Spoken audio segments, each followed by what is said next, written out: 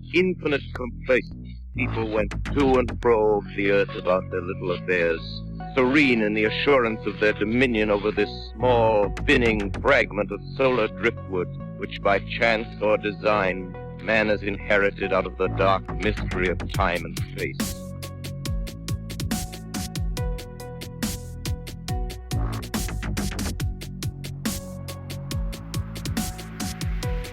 So on this episode of Into the Fray, I welcome the members of the Staticom Project, Ron Yacovetti, Lourdes Gonzalez, and Tony Rathman. Unfortunately, his wife Cherie could not join us this evening, but we will definitely have her on at some other point because she is also a member and a founding member, I'm assuming, of the Staticom Project. So, first of all, welcome to the show, you guys. This has been a long time coming, right?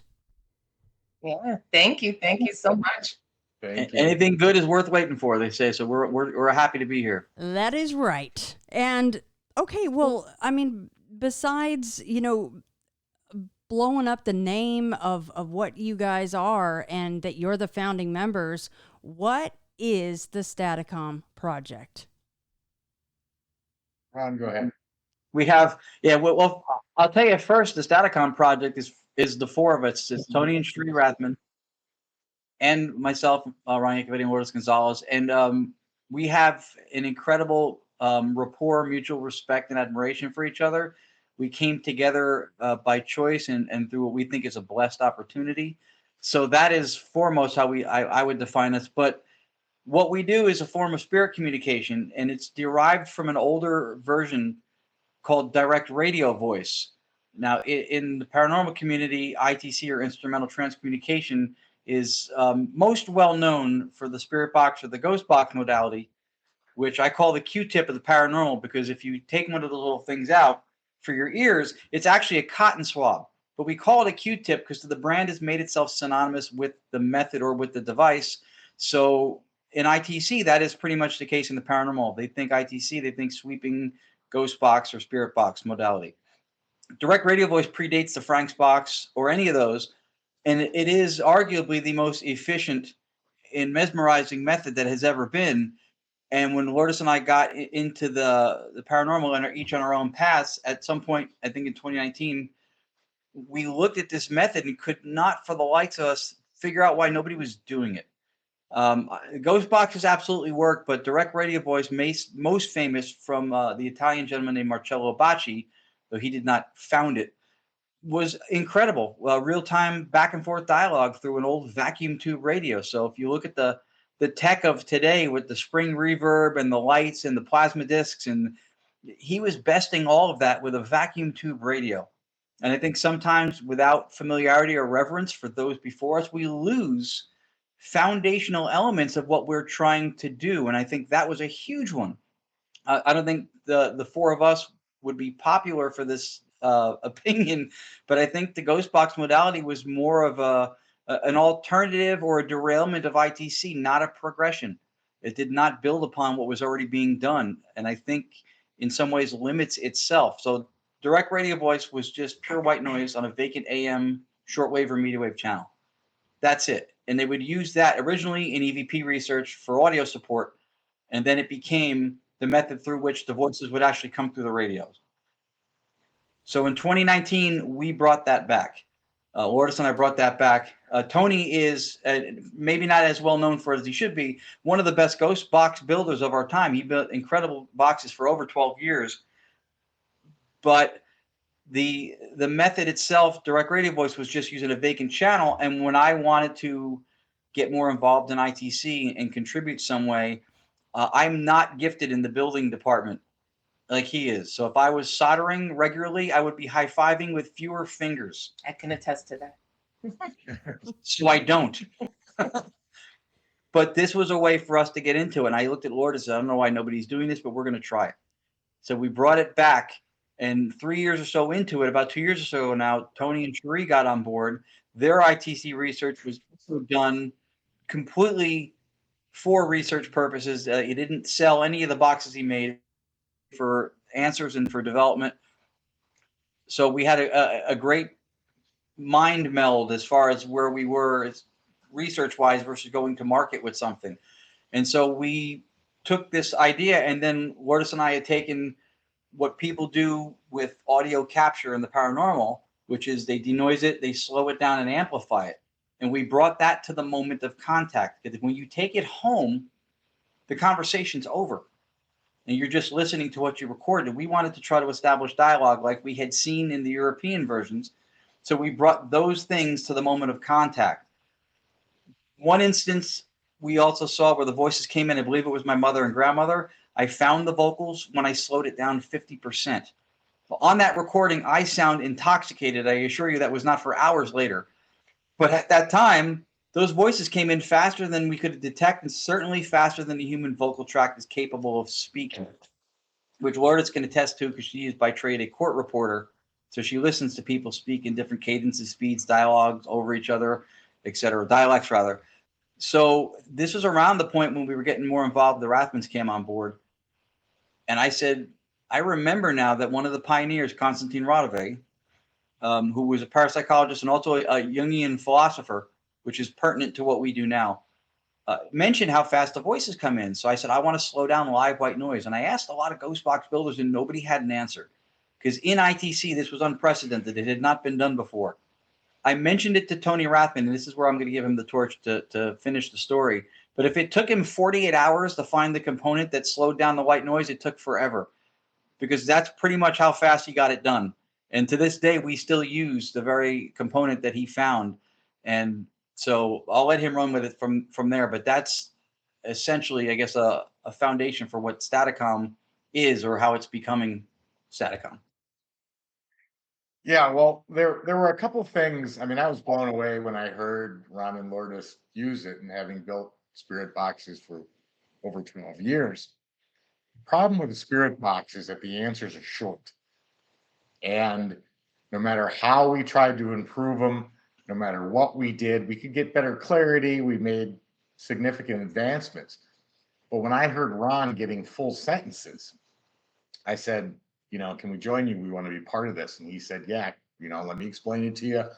Sheree and I picked it up immediately. And through the advancements like he was talking about, one of the first one was, and we all agreed, because anybody from a scientific or academic standpoint is going to say your basis of your source is a radio. You're probably getting stray radio waves that are just entering the system. I mean, that's what a radio is for. It's made to take waves out of the atmosphere, convert them to speech, and let you hear. So that was low-hanging fruit from a skeptic or a scientist or anyone in academia to say, we don't believe that, you're getting stray radio. Ron and Lourdes were in a zinc mine, and people came with ghost boxes, even cell phones, and 30 feet under the ground, everything died. They were the only device through DRV that was able to still get voices. Then Sheree and I were doing a presentation of DRV, and I opened up my bag to get the World Band radio and realized I had a sleep machine in there. So I plugged it in and tried it. Not only did I get an answer, but the answer got embedded onto the recording, because the sleep machine doesn't produce live white noise. It was just a 3-second recording that looped. But that answer that I got embedded on the chip. So it repeated every 3 seconds. So I came back to Ron and Lourdes and said, we don't need the radio. Let's try a white noise generator. So we did. We both purchased them, hooked them up. Sure enough, we didn't need the radio at all. And then the other major improvement was, like Ron said, about slowing down live white noise in real time. That's never been done before in ITC, which is how we get the voices to be heard. And then the white noise acts as a base layer. White noise has a spectral frequency of 1, meaning every sound in broadband white noise is every sound the human ear can hear, but they're all at a constant level, meaning that one is not louder than the other, which is why all you hear is that white shifting noise. What we believe occurs when we get the voices is that when they speak, whatever frequency they speak at, and people ask us all the time, what frequency do spirits speak at? They are all over the boards, which is why we use the entire broadband white noise spectrum. when they speak, they cover a certain set of those frequencies, which then through stochastic resonance elevates their speech. And then all we do is we cut out everything below that and we get just the voice. Perfect. And what's amazing about that is now that we have no radio where there are vocals, there's no data in white noise. So there shouldn't be any vocals there, and we are getting voices. Yeah, one of the priorities for us with this out of the gate was to look at any of the derogatory statements or criticisms that ITC took over the years, which have validity to them, and see if we can do anything to remove or at least address those. So the first one is you're picking up radio bleed through or fragments of the radio. They're not actually spirit voices or whatever. That is now off the table because we don't have a radio and it's a closed circuit system with no ambient point of entry. There's no reception capabilities. So it's essentially we've replicated the net effect of a Faraday cage ad infinitum. The whole process just runs that way. The only other thing that ITC would get hit with as a criticism is that the sounds that you're getting are misinterpretive. They're actually just warbles and artifacts of sound because white noise is random. And in randomness, we can't always discern patterns. So I'll unpack this one quickly because we addressed this one too. First of all, when somebody says that you can discern patterns in randomness, that is not a statement of debunkery. That's an appeal to our intellect. That's how, in fact, we communicate referentially, inferentially, with sounds and things contextually put together that we know as language or words. Yeah. We don't ever hear the cat go meow, meow, meow, meow, and go, oh, he wants to get in the car and go get treats again. So that is not something that is a statement that supplants what we're doing. And in fact, to us, supports it. The other thing that's important is that random is an empty drawer. And we use this a lot, and it scientifically gets thrown around a lot. It's an empty drawer. It's what we say when we can't model or compute or calculate something in the moment. It's not plausible or possible. So we say it's random, but it's not fundamentally random. There are quantum fields, there are electromagnetic fields, charged ion particles from the sun, deterministic speech we feel, which we can verify with voice printing the data. So when they say that it's random, that's really, again, it's an empty drawer. What white noise is it's computationally irreducible. At that time, we cannot compute every factor that is affecting the white noise, but deterministically, when you have speech that's identifiable by multiple people at the same time, voice print match capable, we're pretty comfortable saying that we've ruled that one out as well. Right.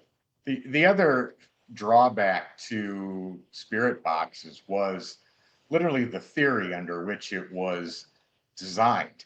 The theory was that spirits would take fragments of radio stations as it scans through the entire spectrum of the radio at, let's say, 150 or 100 milliseconds of scanning, that they would take those fragments and readjust them into their own sentences. Well, after doing spirit box research for so long, and Lourdes said this as well, is that the voices don't come in the same trajectory as where the radio stations are broadcasting. They're either above or below that, and that's absolutely true. So we believe that the shortness of the messages comes from the interruption of it actually hitting radio stations. They're not using the fragments of radio, they're using the white noise in between the radio stations at super small increments. So when we gave them full white noise with no increments of breaks, we got full sentences. That's our paralocution. So a couple questions right off the bat. You said that you, at least in some instances, you have to slow it down by half, or every single time you have to slow it down by at least half? So the idea of slowing it down in general came from an instance when Lourdes and I were at an investigation in Vernon, New Jersey. And when I slowed down a recording that I only thought they said the word on. And I had said, if you know who I am, go ahead and say it. Everybody was walking through the location. I was testing things just for make sure it was running. And when I played it back, I only heard on. I slowed it down 50%. And on that recording, it was with emotion, with the enunciation was like almost like Shatner. It was like so emphatic. Ronnie, it's mom. It's Lucy, which is her mother. I'm connecting. I don't know if I sent you the audio for that one, but I can certainly send it another time. And I was blown away that I missed all this stuff. So what we do now is we slow it down at a static rate throughout the process, when we're running Staticom and filtering the white noise, we're slowing down the flow of the white noise, but not in as much as it creates a delay. If you think of it, if anybody who has listening has a music background, if you think in like notes, like 1, 2, 3, 4, and then if you take that same pace and went with 16th notes, you're not longer a lapse of time. It's still within the same time frame that it's playing out, but it's the units are a little bit faster. So that's the way within which we're slowing it down in real time, but it's always slowed down. And there's a couple of settings within that we'll use. It's just enough to get the voices, but not distort the voices that are coming through. Perfect. But they do, without the slowing, they come in so fast, you wouldn't even know a sentence was said. And they come in so fast that the human brain can't even pull apart what was said, or let alone a human being able to speak fast. It just would never happen. Yeah. So when Ron slowed that one down after the fact, it was the recording, that's when he came to me and said, we gotta slow down white noise in real time, which we did. And the other aspect, like Ron mentioned, is that Staticom does all of its functions in real time. ITC was made truly to have two-way communication. Problem with EVP is you record it, you usually go home, you review it, and by the time you heard what was said, like Ron said, the conversation's over. Staticom, that conversation can continue. You will hear immediately what was said, you can respond, they will respond again, back and forth. So what is the theory on why the voices come in so fast? Like they don't have the choice to slow down, or they've forgotten that they're supposed to speak at this certain rate so that you can understand it? What's the theory there? That is a really good question. Mm-hmm. And the answer, in my opinion, is that we don't know the variables under which that they are operating.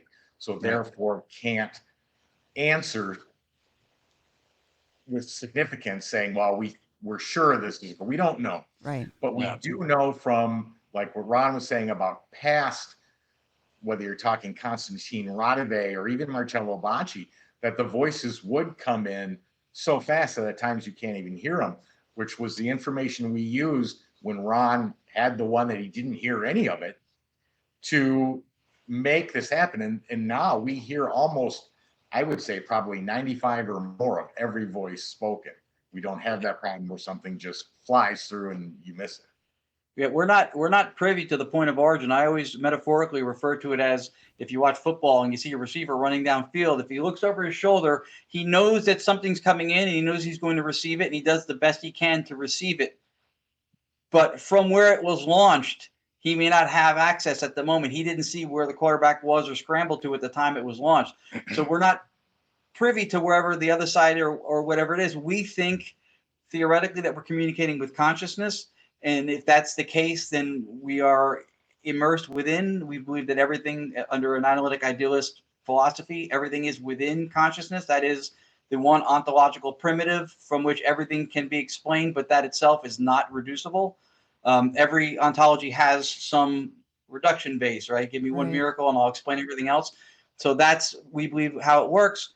So we think it's coming from universal phenomenal consciousness, and if it is the consciousness of those who have passed on, we believe that under the ideas of survival, that consciousness and the experiential states, everything that goes with it, are what carries on. You just lose personal agency at that point, right? But you still have the consciousness surviving, and then we believe that through excitations of the field of subjectivity, we're getting communication that our device modulates, similar to with the white noise and the stochastic resonance, similar to terrestrial radio, which is flying past our heads right now, and it's interacting with our sense organs, our little dashboard that tells us what's measured around us.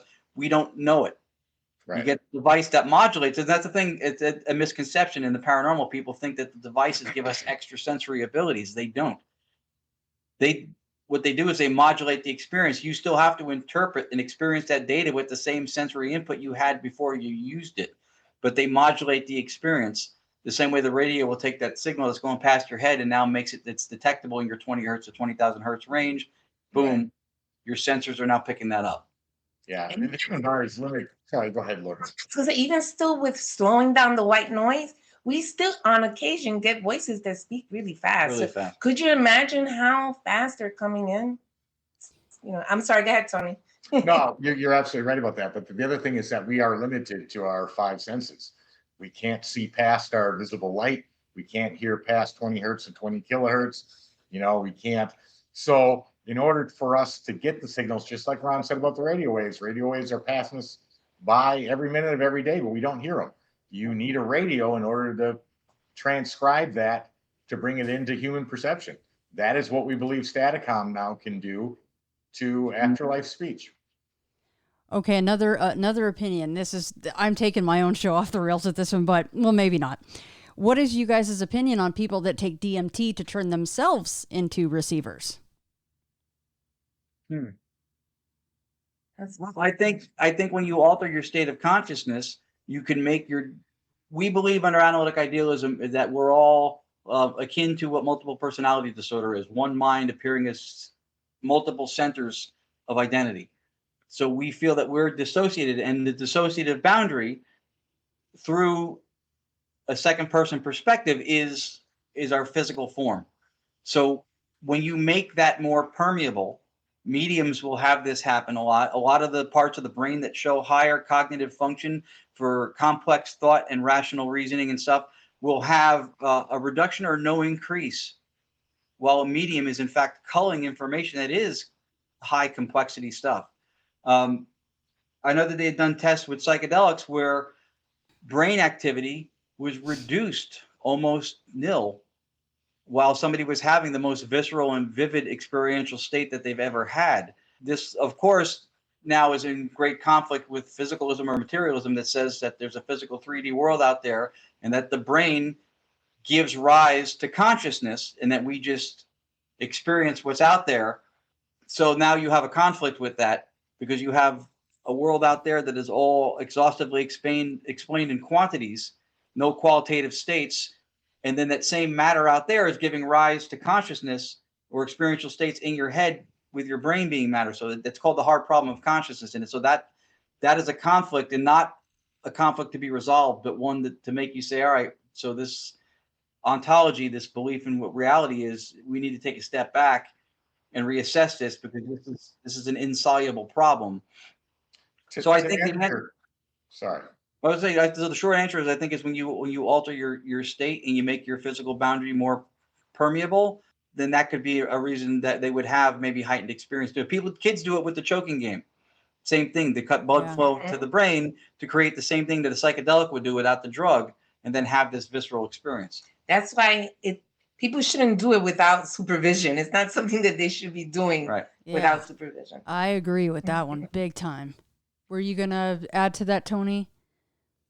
Well, the fact of the matter is whether Staticom's picking up those signals or radio's picking up radio waves, those signals are there. And enhancing oneself to be able to pick them up, would that be possible? I mean, science says we only use like 10 or 20% of our brain. What's the other 80% for? Could that happen? Could it do that? Is that how mediums receive information? Very possible. Don't have all the answers, but is the possibility? Absolutely. Wait, why do I have you guys on if you don't have all the answers? I'm just kidding. We'll have all the answers in 10 minutes. All the experts out there, right? We ordered the answers from Amazon. Surrounded by experts. Okay, so you guys mentioned certain frequencies earlier, right? So do you feel that, or have you seen, maybe this is a better way to word it, have you seen any patterns with certain frequencies that darker entities would use versus, someone that has lived and passed on and is a good person and they're trying to get in contact with you? Is there any pattern there where you're kind of going, oh, well, I feel like this is just from, it wouldn't be the numbers, or maybe so because it's on a frequency. I'm just asking if there's any kind of a pattern with darker entities coming through and being able to identify that. Great question. I want Tony to take it first and then I'll add to it. My answer is no. The same entity can be speaking and their range of frequencies can bounce all over the broadband light spectrum. Could a negative or darker entity mimic that behavior. If there is a difference, maybe, but we cannot identify a good entity versus a bad one, or consciousness, or whatever word you want to use for it, based on frequency. No. Yeah, I would also add to that too, that dark or negative, positive or benevolent, those are words linguistically that we use to describe the state of something. So I don't know that it would necessarily factor into something like in the nature of a communication coming through, if you know what I mean. It's not inherent in the makeup of what it is coming through. Something that somebody may decide that somebody is negative. You may know somebody who's a negative person. You would describe them as negative. And if they passed on, you would assume they're negative. But someone else in their life loves them and thinks they're wonderful. So have you guys come across entities that you feel like were non-human, that were, I mean, they were never people and they were trying to act like they were? We've come across voices that say negative things. I don't know, because we can't really know who or what they are. No. There's no way to know, but we've come across voices that are very friendly, voices that are very negative, angry, all emotions that you can think of. Right, and you're talking about like NHI, like a non-human intelligence coming through. Yeah. It'd be difficult to know. I think the one thing you can kind of use, I guess, somewhat as a framing for the idea is that if somebody's coming through and they're contextually and referentially using language in a way that we understand it, that's one of the issues when people address ufology and beings from another place communicating with us, is that those contextual things, those references, those societal syntax, that those things would not be part of their communication or their cognition. It would be something that's inherent to us. So then you would have to explain the gap, the same way we can't transcribe or interpret animal sounds into words. Right. And a lot of times what they'll do is they'll posture themselves, or they'll behave in such a way that's meant to convey a message, perhaps like back off or something, but it's not done in a translatable way. So I think in some aspect of it, that would also probably be part of it. My wife and I have investigated for 14 years, and we did home investigations as well. We had to have a house exorcised in Las Vegas because of the activity that was going on. Would I say that we ran up against something non-human or demonic? Probably not. Was the house exercised? Yes, it was. Was it dark? Yes, absolutely. But probably in 14 years, can I clearly say I've run across a demon? No. Yeah, I mean, we've gotten voices. They say we are aliens. Yeah. Do we really know that they're aliens? I mean, there's no way really to know. I mean, we lie, so humans lie. So that's the problem, is we have data to work with that you can interpret in a variety of ways, right? I could have footsteps outside my house in the mud, and I could say from that same data, I could say that somebody tried to break into the house. You realized it was difficult. The house had an alarm. It was locked. He decided this is not a good idea, and he ran off.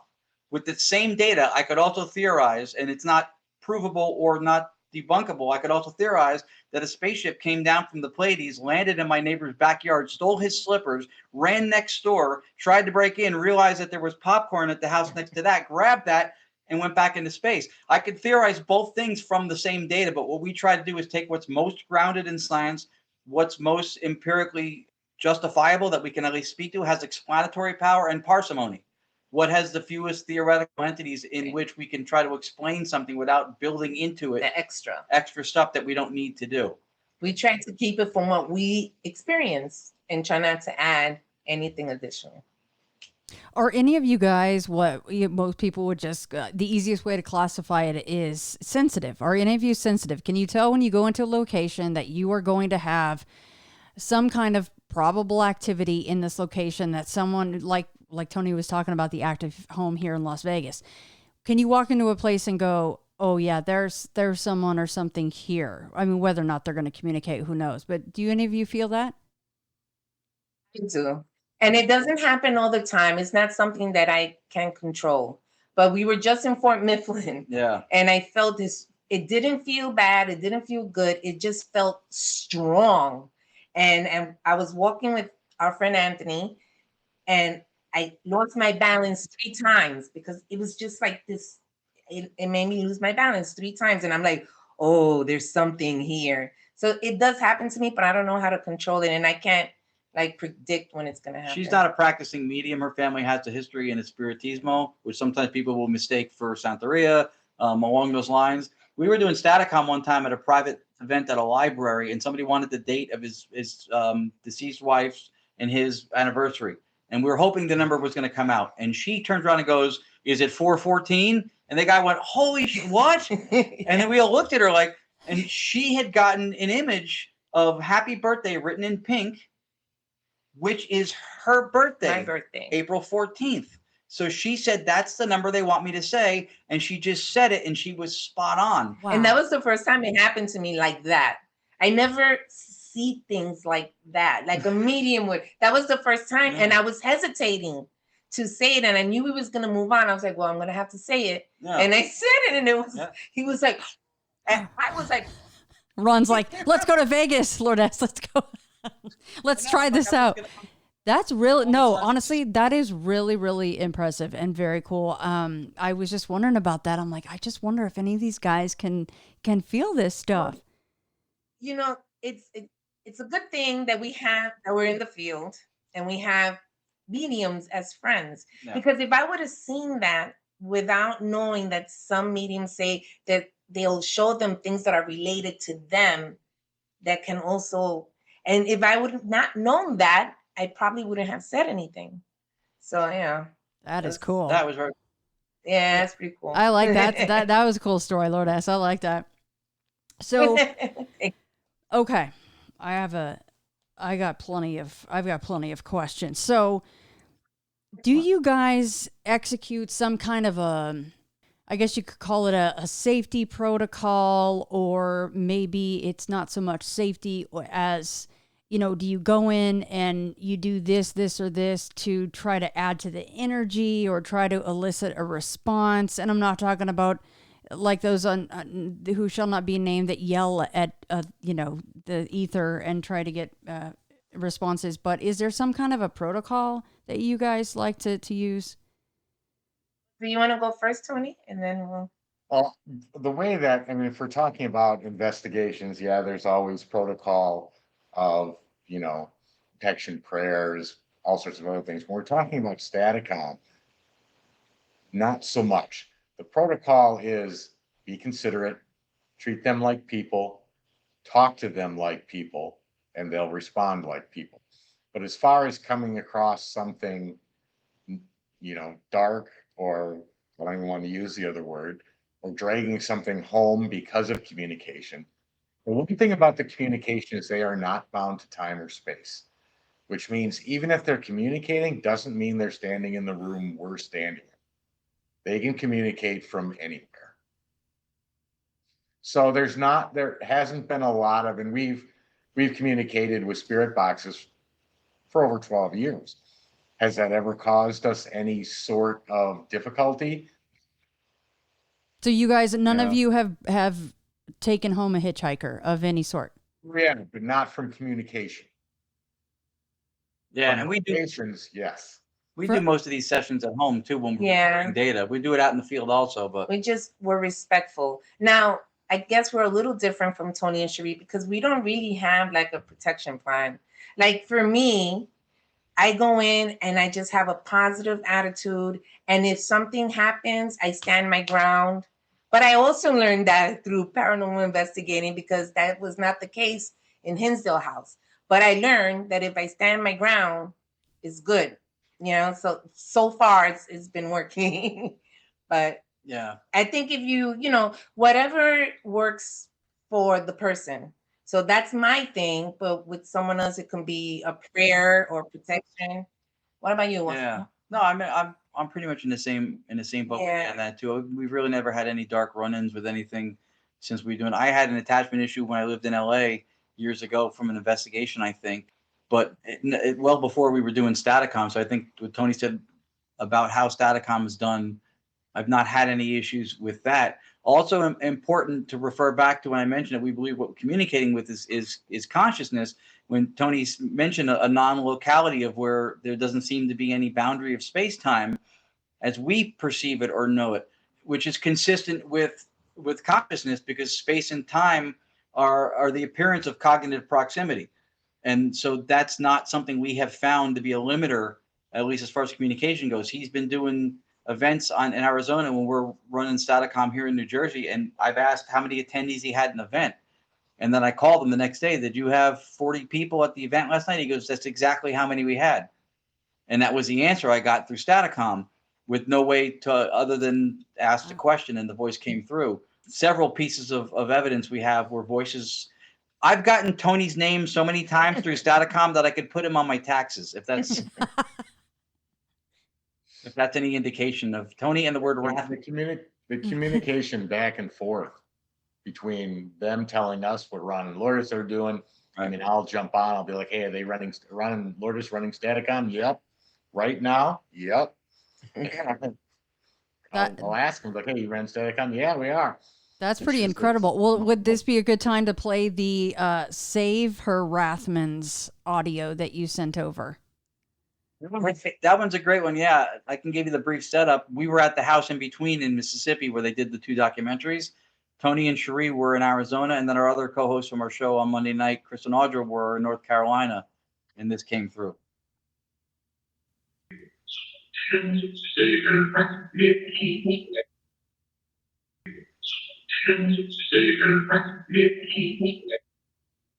What is that last little bit? Can do you guys? Because I can hear the Rathmans. Yeah, I was trying to figure it out. I can't make it out. Yeah, that's tough. I'm not sure. Let me play it one more time for everybody. But you can definitely hear the Rathmans in there. Now, Tony, when you guys hear stuff like that, how long did it take before it didn't just, completely shock you anymore that you're being called out by name? It took a while, and even today, I mean, we heard it over spirit boxes, we heard it over DRV, and now we hear it all the time on Staticom, but, it never really gets old. I mean, when you hear your first and last name. How about, Lourdes, you brought up Hinsdale House. So what sorts of locations do you guys normally go into, and why are you there? Are you there because someone called you there, or, what's the setup there? Well, with Hinsdale House, it was something that drew me to the house. I really wanted to do it. I don't know why. And we had some friends saying, warning me, the bandos, our friend, the bandos, that, it was negative for them or whatever, but I still wanted to go. And so we did. Yeah. Was it the same? Were you drawn to the house, or you just went because I wanted to go? No, I mean, we went because there's a lot of notable haunts that people frequent, and we get invited, especially now with Staticom. I know Tony and Cherie see the same thing, where people want to see what the location will yield through what we're doing, right? Because of the length and clarity of the messages is not in the same strata as a ghost box. So that they want to see it perform in these given places. If I was drawn to any location, the Queen Mary has been one of my favorite places to be, just because it's an elegant floating piece of history. But yeah, there have been some of the locations. It's funny, we do a lot of historical places on the East Coast, and then instead of like this is the home that Paul Revere lived in, or George Washington had his army here, and people who come to the public events don't want to talk to George Washington. They want to talk to their Uncle Phil. Yeah. They do. Even though Uncle Phil never did anything really meaningful in life. I stopped trying to redirect them to the history. They didn't want to hear it. They didn't want to hear it. They just ignore me and ask about Uncle Bob. I'm like, okay, that's what they want to see. Well, that said, have you guys been in a really famous location pertinent to history and someone like a George Washington that you feel like they've actually come through? Oh, but the comments was the DRC. That was an EVP, yeah. Let's see. Yeah, I mean, I'm trying to think if there was one only James specific. Tony, any for you? Where the location had like a notable figure that? Yeah, we can't. I'm not going to get the name right, but we were at the Diplomat Hotel in the Philippines, and I'd have to ask my wife because I don't even speak Tagalog. There was a voice that came through in Tagalog, and she said, "Oh my God, that's so and so." We'd have to check on that name. We got known spirits in the Queen Mary. We had, I can't say anybody like, we were given presidential names, like when we asked who was president when you were alive. Was it actually that president answering? No, probably not. It was whoever was answering the question. I'm sure in 14 years, I'm sure there's ones I'm not thinking about. But I can't think of anything directly related to history. Oh, the one that comes to mind is when we were in the Montgomery house. Oh, yeah. And Bacci. That's a real good example. Why don't you guys tell that story? Marcello Bacci, which you've gotten. Yeah, we've definitely talked to Marcello Bacci through DRV and Static. I can think of two actually now. One is when we were at the Spirit Squad thing at the Farnsworth in Gettysburg, and Sam Baltrusis asked. He said he felt like, and this is a collaboration with a psychic. He felt like there was somebody of presidential stature in the environment. I said, all right, well, go ahead and ask for a name. And then the voice, he said, what's your name? And the voice said Abraham. And then I think Lincoln came after that. Again, it's not a slam dunk. We can't prove, well, we've talked to Abraham Lincoln. We can't prove that. If I come across your radio show and say I'm an astronaut, it doesn't mean I'm going to space tomorrow. The anomaly is the fact that there was a vocal that had timing and relevance that spoke to us and answered the question. But that was an interesting tie-in. The Montgomery House is that Tony was mentioning is in North Carolina, and our partners Chris, Olga, and Audra Keeler from our podcast run events down there. 2 weeks or so prior to going there, at every location we went to, including home, we would run Staticom. We kept getting Patterson. Who? Oh, James. It was James. We went James who? Because there's a million James on the planet. James Patterson. Didn't mean anything to us. We're like, all right. It was coming up everywhere. So we go down to the house, and Tony and Cherie, us two, and then Chris and Audra take us to the location. We're dropping off our gear. We're going to go have dinner and then come back. While dropping off the gear, we do a walkthrough, and we asked them, and they said that name didn't really ring any bells for them. So we get upstairs into one of the rooms that used to be a bedroom. It's a memorial room now, I think. And on the wall, Audra looks at a placard, and she goes... She was speechless. With her jaw, and in the placard was a naval pilot, and his name was James Patterson. It was crazy. It was like slow motion. I look at her, I follow her finger, I look at the picture, and I read James Patterson. I was like, yeah. So Tony can give the exciting conclusion to the story. What happened within 30 seconds of turning on Staticom? Well, everybody was downstairs but me. Yeah, Ron was the only one upstairs. He went up to fire up Staticom because we knew we were ready to start a session, figure out what kind of questions. First thing he hears is a gentleman say, James Patterson. Yeah, Ron just freaked out. You could hear him upstairs going, no way, no way. And every step that he took, he's like, no effing way, no effing way, no, I'm out of here, no way. So it was amazing. They have it on recording. Yeah. So does that tie in with this audio, the Bacci glad to meet you? No, but that's one of Tony. Well, it ties into speaking to somebody who's known. We had just learned DRV. We were asking what spirits were with us and who would like to talk to us. And we got the name Bacci and then this response. So yeah. Who's watching?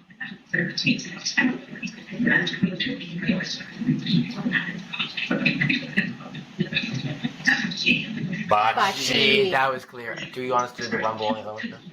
Bacci, are you keeping track of what we're doing?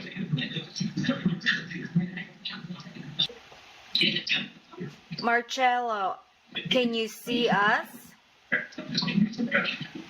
Yes. Thank you.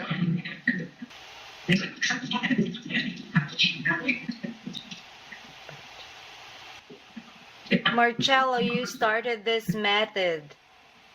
It's working. Can you please try to communicate with us?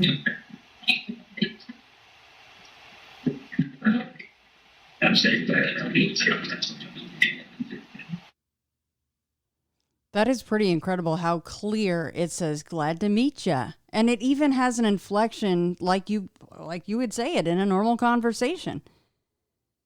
We had these voices analyzed by audio engineers, and that was the one thing they came back and said was that they have never heard anything, especially something that people say, like Ron explained, it's not random, but you can't get speech, accents, emotion out of randomness.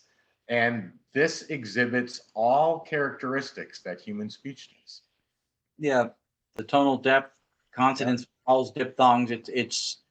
It's completely analogous to speech.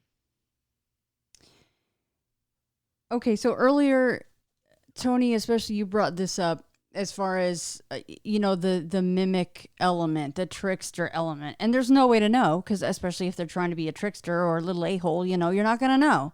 But how often do you feel that might, or maybe there's a percentage, or maybe you're just like, it doesn't matter because we're getting the answers that we're looking for and they are communicating, and it's all, in a way, you have to take it with a grain of sand, right? Because it could be one of these mimicry elements that we know are out there. But are there times where you just feel like you're really being screwed with? Where the whole conversation that you're having with this someone or something, if it may not be a someone, where you really feel like just the whole time when you walked in the door to the time you left that you guys were just being poked and prodded? There are times that, the conversation does not go well, or there's just vicious statement after vicious statement, whether that be towards us as the operator or somebody in the audience. I know we've turned it off at times and just came back later just because, the responses that were being given weren't what we were looking for. They weren't cooperating. You mean like physical threats? Well, we've had physical threats, yeah.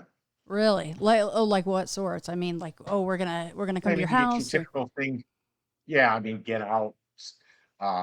When we first started with DRV, and they realized we could hear them, and you could hear them talking to each other. He can hear us.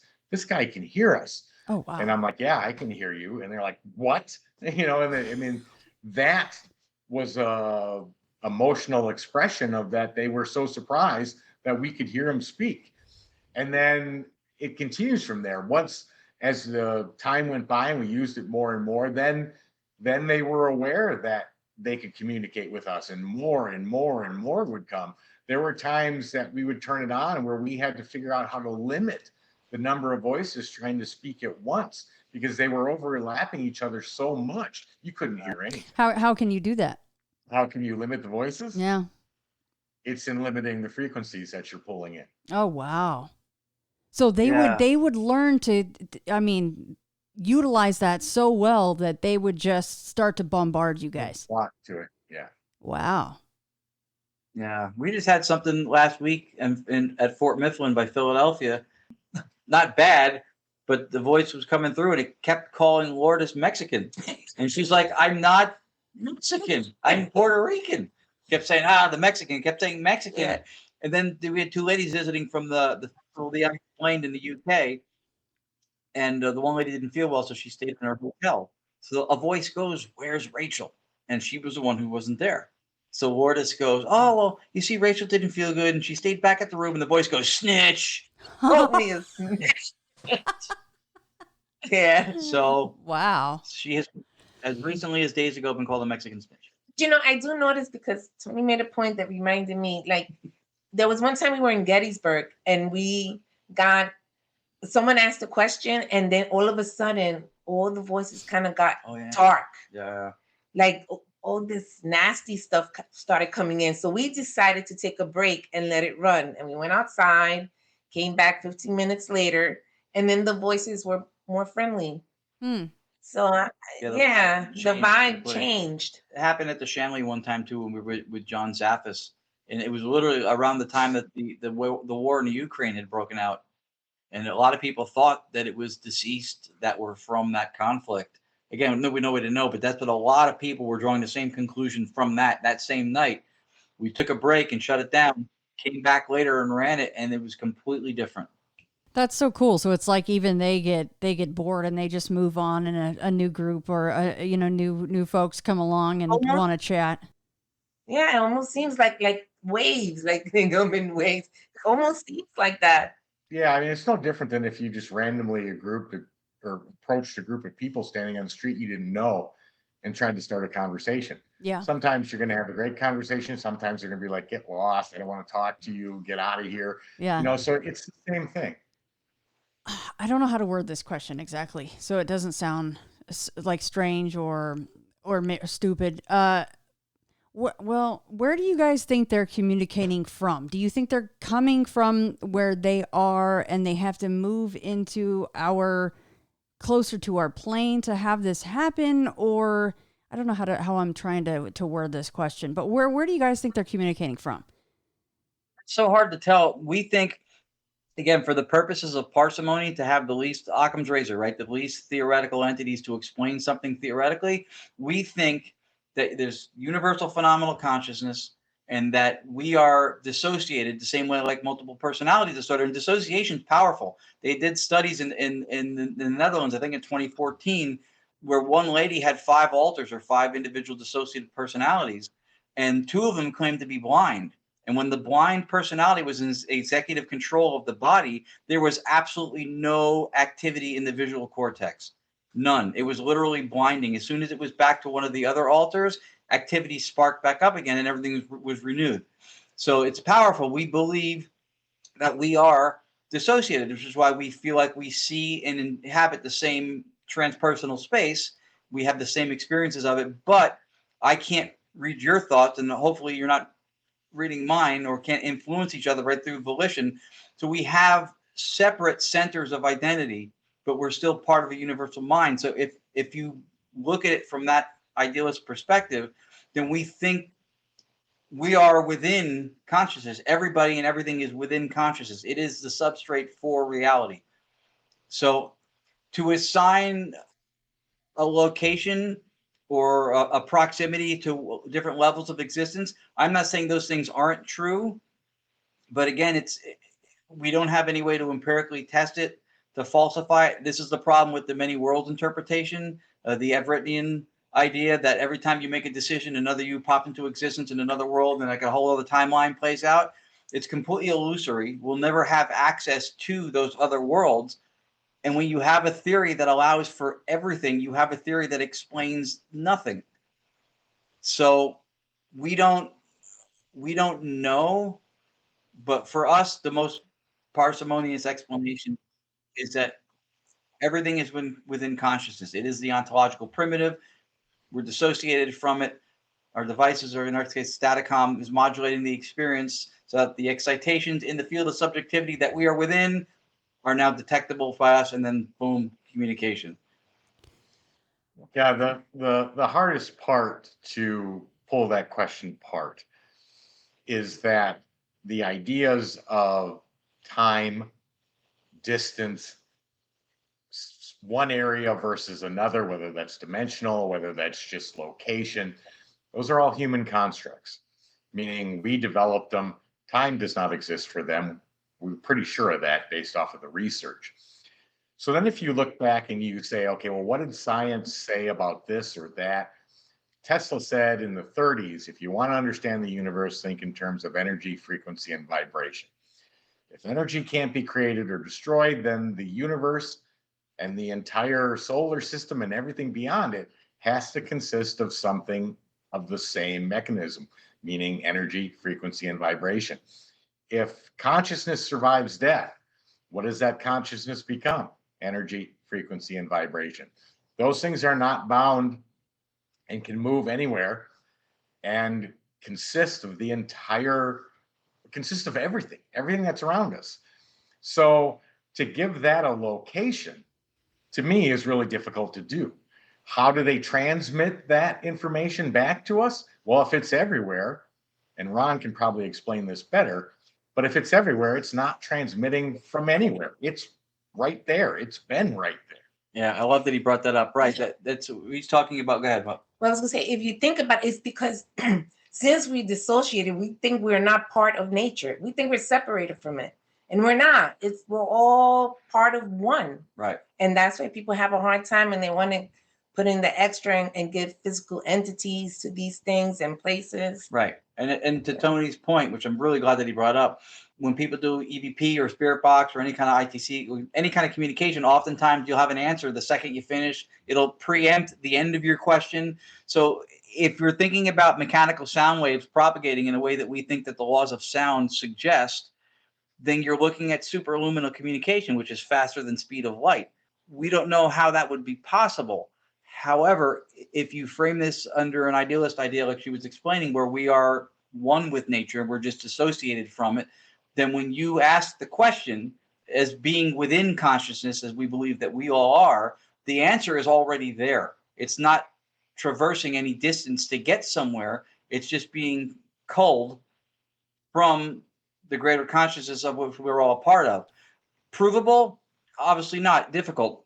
But again, if we're going to theorize something, that seems to be most parsimonious. Otherwise, we have to look at how something's going faster than the speed of light. And now we're in, with science trying to explain superluminal speed of communication with vibrations and sound and everything else, which where do you even begin with that? So building off of, and people are just going to laugh even at this question because it just, you almost can't separate this, but I'm going to try. So building off of where are they communicating from? And this is not me being religious. And again, this is where people are going to laugh. Do you guys think that, or have you talked to anyone that has swayed you? So there's a good way to preempt this in there being a heaven and or a hell.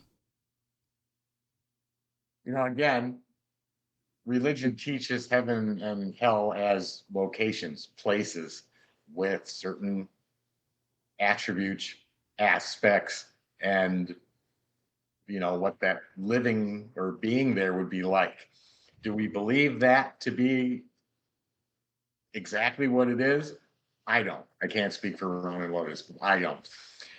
Can heaven and hell be right here in the same area we are at?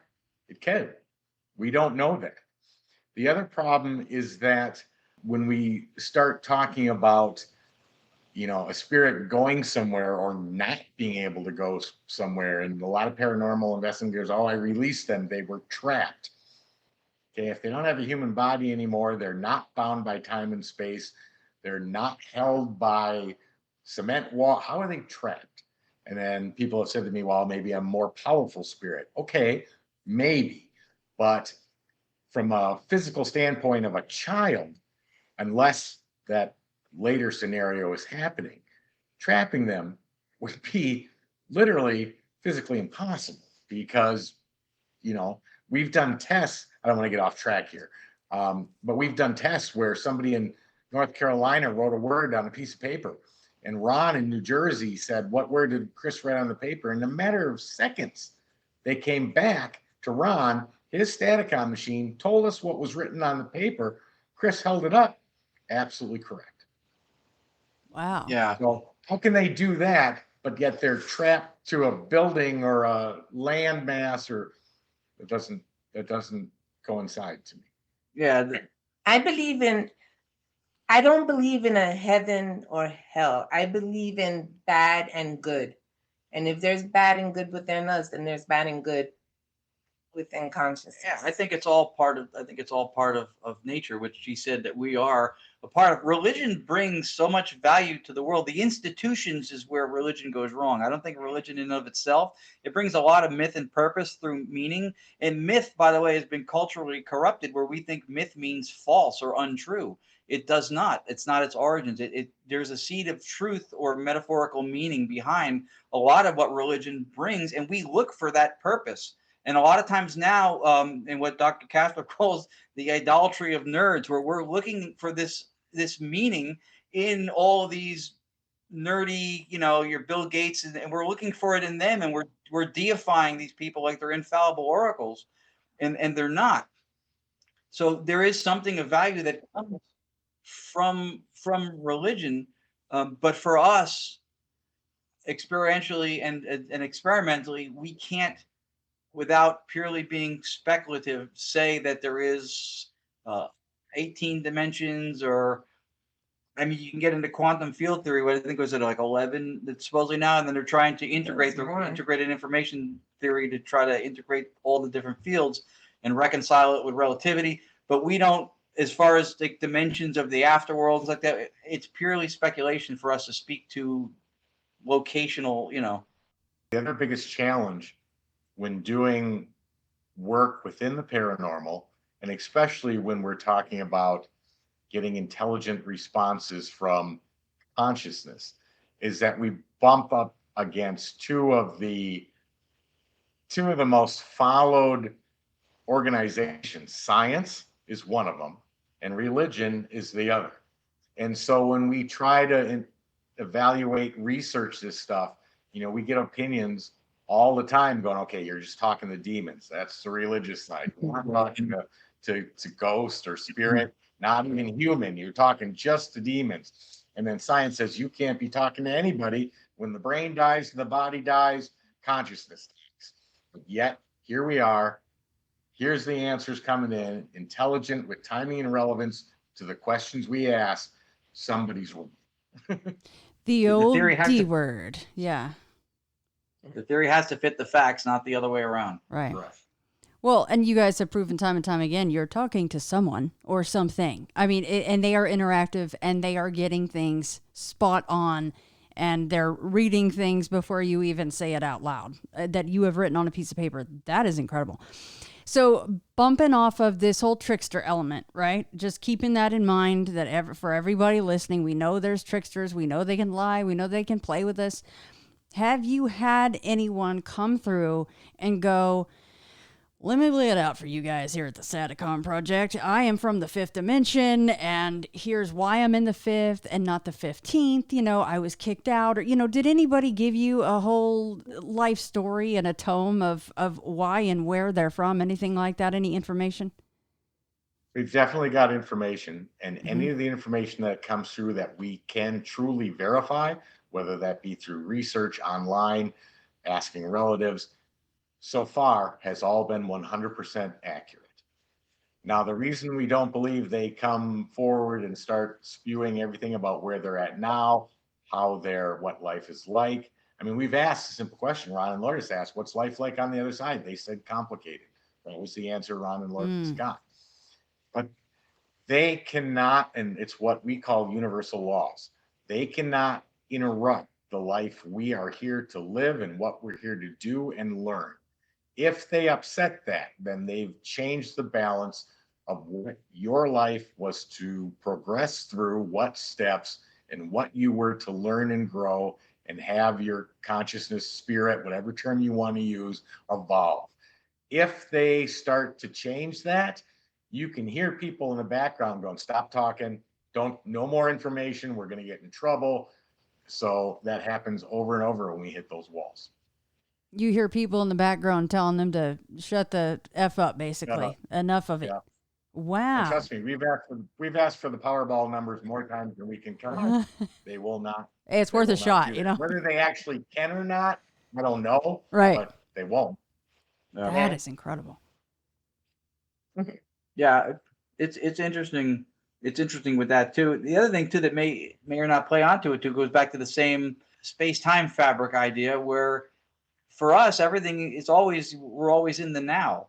Like you can't point to me and go, see that over there, that's the past, and that over there, that's the future. Because anytime you're reflecting on what has been, or anytime you're prophetically looking at or expecting what may come, it's always present. You're always in the present. So it may be difficult for someone to give you prophetic information if the case is that everything is unitarily happening. Again, just a guess, but I mean, just to try to make sense of the fact that stuff does not seem to be Powerball numbers, predictive stuff, prophetic information. Right. And we have had it seems like someone's answering us and we get like 3 words and then you hear not one, sometimes 2, 3, 4, be quiet, shut up. And they stop them. Like if it's I don't know how that happens though, but yeah, we get that. Wow. So what has been and it could be top two, or each one of you might have a different opinion on this or your favorites. But what would be a highly communicative location for you guys, like that maybe you've been to more than once, that you just know it's gonna pop off? Be the Shanley for us. The Shanley Hotel. Every time we go to the Shanley, it's like the best place. Yeah, we have one vocal recording. I don't know if I sent it to you, called Damnation. I've never seen a spirit box or a ghost box do this. It's literally the same voice on a rant for 1 minute and 7 seconds, I think. Just it's not edited. It's one voice that just kept going. That's crazy. That place is very vocally active for us. It really is. It really is. And then with Staticom, it just seems to they love it, or it just works well there. Yeah, let me go ahead and play that clip, because and thanks to Ron for sending all these over, of course. Let me play that for you guys. Why are you so angry? Not fair, I heard. You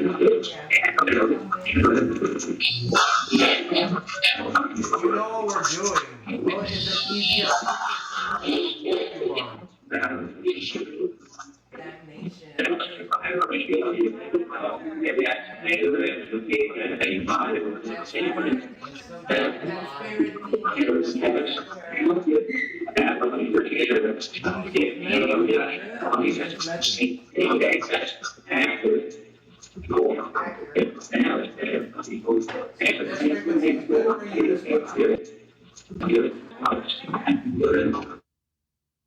Yeah, you can hear that damnation part clear as day. Yeah, that's all continuous. That wasn't, when I was reviewing that, I was laughing like a school kid. She's like, "What are you laughing at?" I went, "The dude's still talking." He's still going. I had to take a break from listening to it because that's how much was coming through, and I left, and he's still going. What about other equipment that you guys always take along with you? For us, I mean, we've got everything under the sun.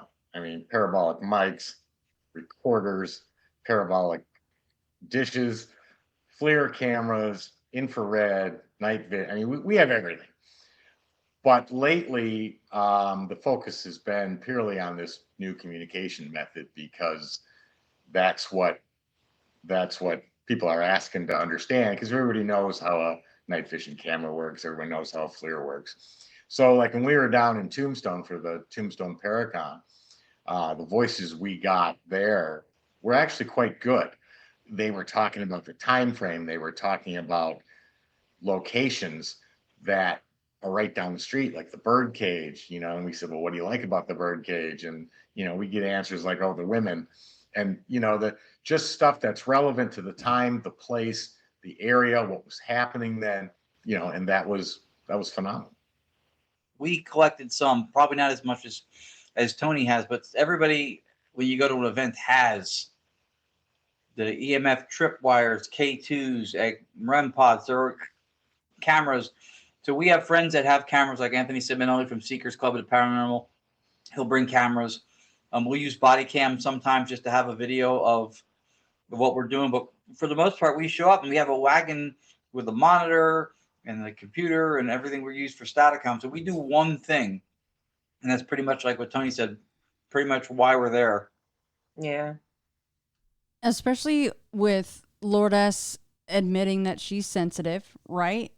Do you find that there's more activity, like if it's all four of you at a, like, let's just take other people out of it for a minute and take the four of you and you guys go in and you're doing your thing, versus maybe it's just Tony and Ron one time going in and doing your things and the ladies aren't there. Is there a certain formula as far as just who's present that makes it more active for you guys? That's a great question. Tony, you want to field that one? I think I know where you're going to go with. Okay. Yeah. The energy of the group and the interest in the group, and Ron and Lourdes can speak to this as well, but when we do what's called TDSI sessions, which is the Digital Seance Initiative, where people come, they listen, and then if they stick around long enough, they'll get a chance to ask their own questions. As that group dwindles, as the night goes on, the people who stay the longest have the biggest interest. They have the most passion for what they're hearing and wanting to understand. Those are the people whose energy seems to be higher, when it comes to getting responses. So as that group shrinks down and the night goes on, responses for us, and I'm sure for Ron and Lourdes, seem to increase because the amount of communication going back and forth and the people that are still there, still listening and acknowledging what they hear, all of that raises the amount of communication that goes back and forth. But even if you look back at Marcello Bacci, who was tested by scientists, and they pulled vacuum tubes out of his radio to see if he would still receive voices, which he did. The only thing they could remove for the voices not to come through was Marcello himself. Yeah. So there is a connection between the device and the users. Right. So if the intent is there, you'll get better communication. So if you think about having serious people there focused on it with that concentrated intent, it makes sense that the voices would become better. Like the response, you'll get more responses. Yeah. And even when we were in Montgomery House, we did Montgomery House, the four of us and Chris and Audra, and seeing all together, that concentrated intent, it was crazy. We got some good responses. We don't get together as much as we would like to, but we did last May in 2023 get to go to the Montgomery House in North Carolina. And when we were all together, including Chris and Audra from our show, Staticom produced a lot. Yeah, and I do think it's a lot to do with all of us being together. Yeah, and if you think about it, we're part of nature. We are part of it. So it only makes sense. Might be a good time for her to play No Cops, because that was at the Montgomery House. This is true. Let's do that. All right, here is No Cops. What's your favorite part of this house? What room?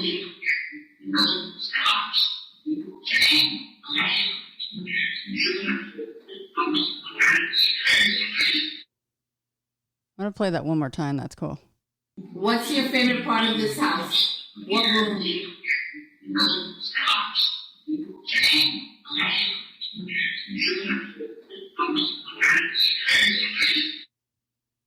Wow.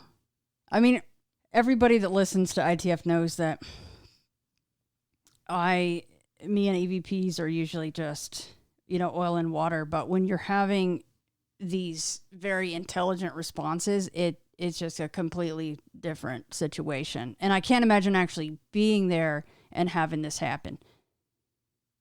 The good thing about that one is when I asked that question, I was thinking about a room. You hear me say room. So it's not me. Sometimes they'll say, we create the answers. It was nothing furthest from my mind. Like, I wasn't even thinking of that. I was thinking of a room, and they gave their reasoning of the favorite part of the house, which I find fascinating. The house was built in 1820, was located on 5,000 acres. There was nothing around. So even for cops to get out from the nearest town, it would have taken 3/4 of a day to a day ride, even to get to it. Like Lourdes said, we were expecting them to say the study, the den, whatever. They didn't. They said no cops, children can play. Wow. House has safety. It's applicable. It's perfectly applicable, which you cannot just, I'm going to poo-poo that whole thing. It's just them coming up with and hearing what they want. It is what it is. Right. That's our measure for whether or not we think something is actually an anomalous vocal is timing and relevance. Even with a radio, which we're not using anymore, if somebody answers, what am I holding? And you're holding your glasses, and the voice says that, which, by the way, we just did on Friday night with 3 police officers from the town in the room. I said, before you guys leave the room, let me try something. I held up my glasses and said, what am I holding? And the voice said glasses. And all the cops' faces just dropped. And one guy goes, my partner's not going to want to work the night shift anymore here. One of them, he pointed, he's like, glasses. His eyes were big, and he stepped back. It was so funny. So timing and relevance to us that's the governing thing. Is even if we were using a radio, which we used to, if you tell me that I say that, and how is anybody hearing me to know the question I'm asking? How is even a radio station? How are they going to know to say glasses at the moment I'm asking? I'm not transmitting out with a microphone.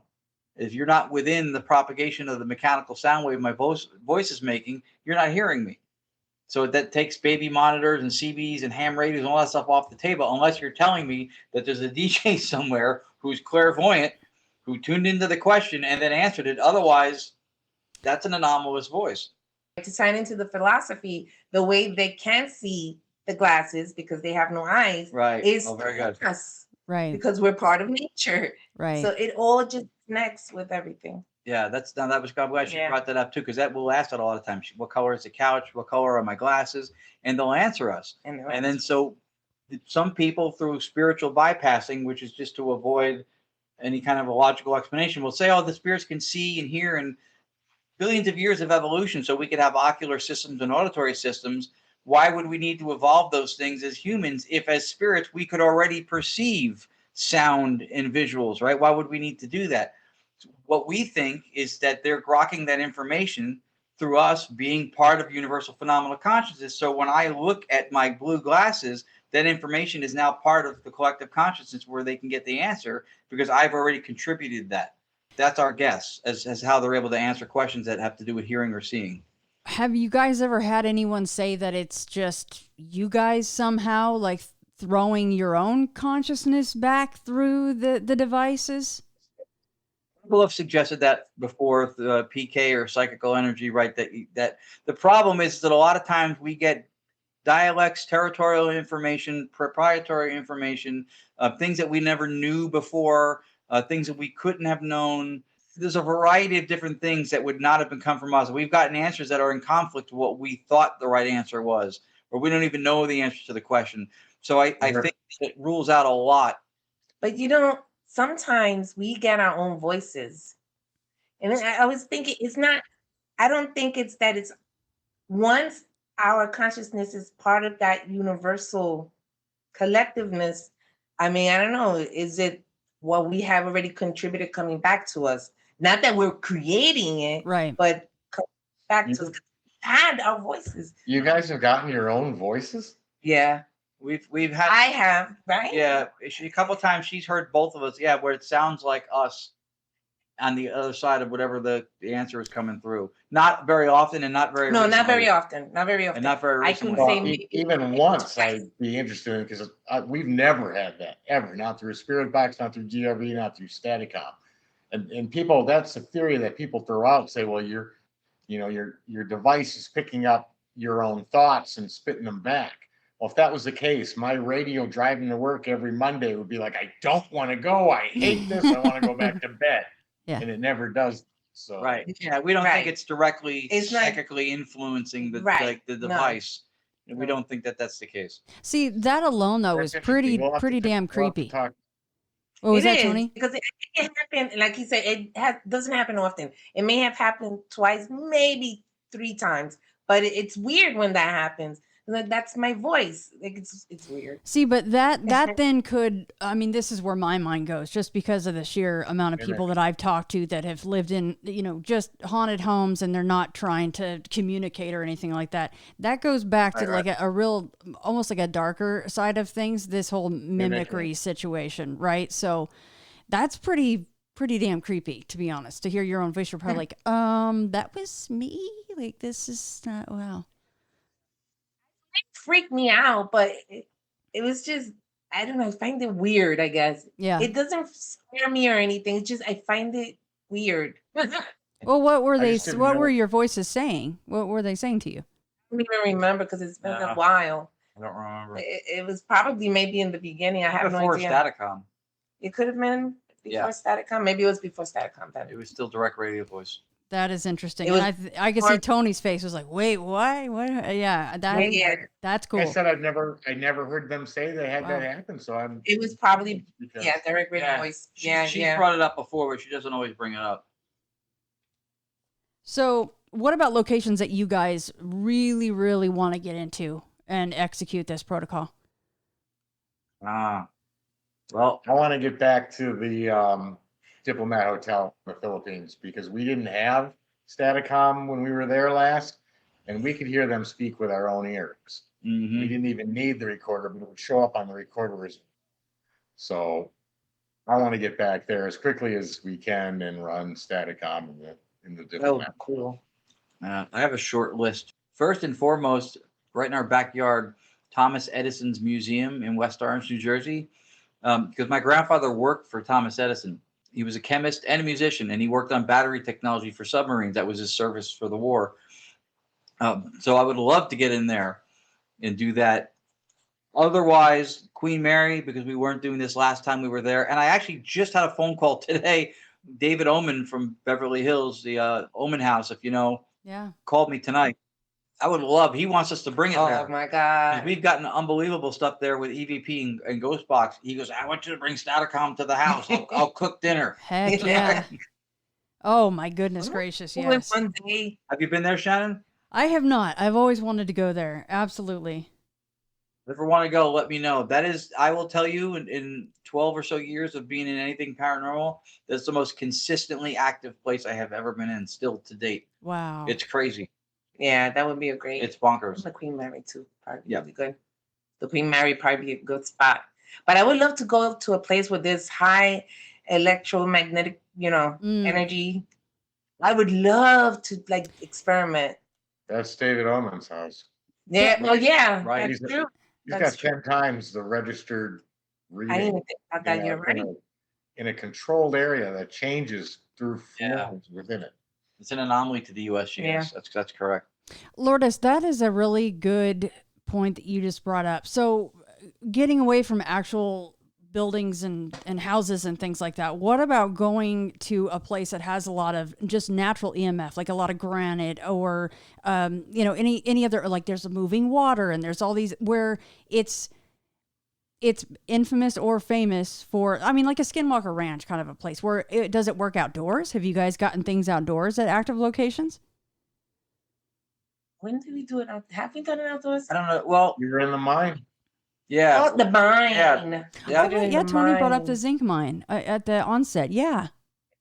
Yeah, that was how his using a sleep machine, and us, we were in the Sterling mine in New Jersey, and we were, I don't know how many feet below the surface of the earth, but literally where cell phones and radios and their signals go to die. And when people were running spirit boxes, got nothing because they had nothing to sweep through. So we're all the way down there, and we were still using a radio, still direct radio voice at the time. And you couldn't get anything on shortwave, medium wave, long wave, AM, FM, country music. Country music goes everywhere. We couldn't even get country music. That's how dismal this was.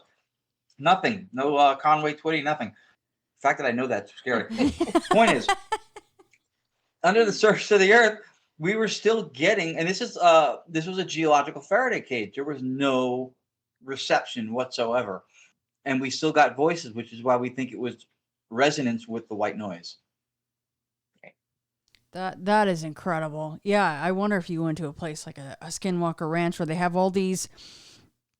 There's mesas and there's hills and then there's abandoned shacks and buildings and old, dilapidated corrals that have all this activity supposedly. So that would be insane. He was looking to take us out to do that stuff. What was that?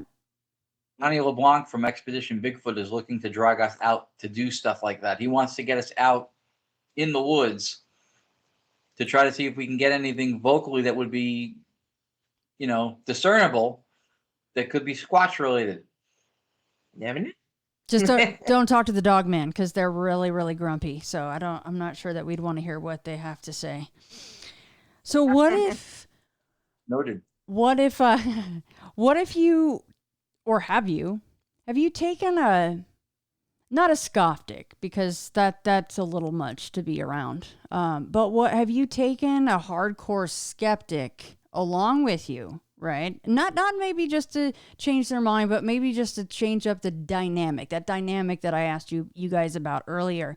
Have you taken one along maybe for the fun of seeing their face if something happens also as a little treat?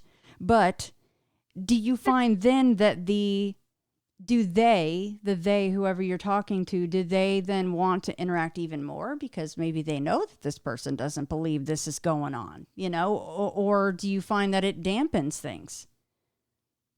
We've never been a skeptic to any of our investigations, but in a public investigation, we have gotten skeptics coming in and that they are, and by the end of the night, they're asking questions. to Staticom, and then after the session they're asking us questions, and they're like they're a believer. So that's happened. The self-ascribed skeptics that permeate the field sometimes, by definition, a skeptic is someone who looks for truth and absolution. When somebody says that everything paranormal is BS and none of this stuff is legitimate, that's not a skeptic, that's a believer. Except the word believer was taken by the gullible who think everything's paranormal. So they went with the more well-to-do connotations of being educated and well-spoken, going, I'm the skeptic, like the robe and the cigar, just because it has societal value more, but how it sounds. But that's not what a skeptic is. A skeptic looks for the truth.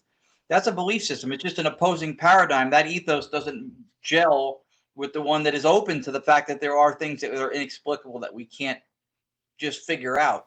And that most oftentimes is a person who's not even agnostic. Usually these are atheists.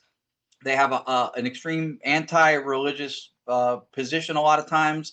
They're very spiritually neutral. Most oftentimes when somebody's that passionate about something in a negative way, it's because they actually have a passion for it in a positive way, but maybe bad experience or something, who knows.